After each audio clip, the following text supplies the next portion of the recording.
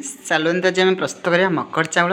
प्रथम देखूँ चाउल काली राति भेदा होगी अच्छी देखूँ चाउल केमती अच्छी सहित आम पकेबा नड़िया नड़िया ता सहित है पकेबा आम डालिंब घी क्षीर देखूँ ये सागु सागु मिसेले बहुत भल लगे खाइते काजू किसमिश पिस्ता बादाम अच्छी सहित गुड़ भी अच्छी देखूँ किसी डालचीनी आउ कि गुजराती आउ किसी जुआणी अल्प किसी पाटी को भल लगे पेट भी सुस्थ रहित आउ कि अच्छी लवंग एवं गोलमरीच सहित अच्छे देखूँ राशि आम जी आज मकर संक्रांति राशि खाती कला राशि और धला राशि अच्छी सहित दही अच्छी सहित देखूँ अच्छी ठाकुर पंचामृत भोग भी अच्छी कदली अच्छी महू अच्छी नड़िया अच्छी एक मिसे आम प्रस्तुत करवा आज मकर चाउल। चलते सहित भी चीनी अच्छी देखूँ चीनी सहित अच्छी उखुड़ा अच्छी उखुड़ा उखुड़ा अच्छी नकुल दाना अच्छी आ छोट छोट मिश्री अच्छी। चलते बर्तमान प्रस्तुति प्रणाली करवा।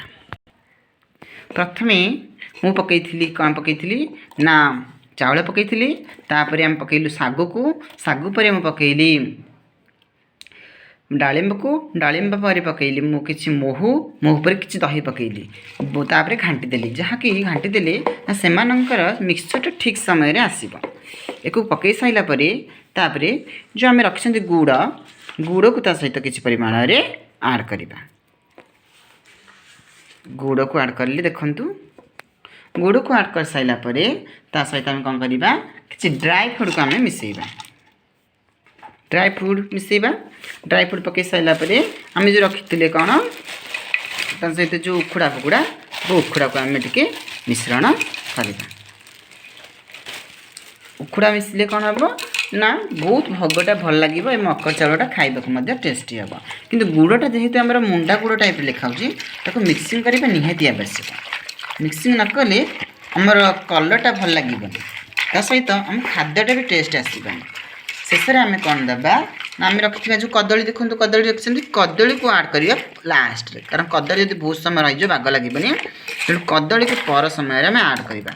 चाउल तले लग जापे चाउल गुड़क आम ऊपर को आने ताइस देखो आम रखी क्षीर क्षीर को ऐड करदे क्षीर को ऐड कर सारे टी अल्प परिमाण घी जेहेतु आम खाद्यटा शुद्धता आसो तेणु घी टी निहाती पकईबा।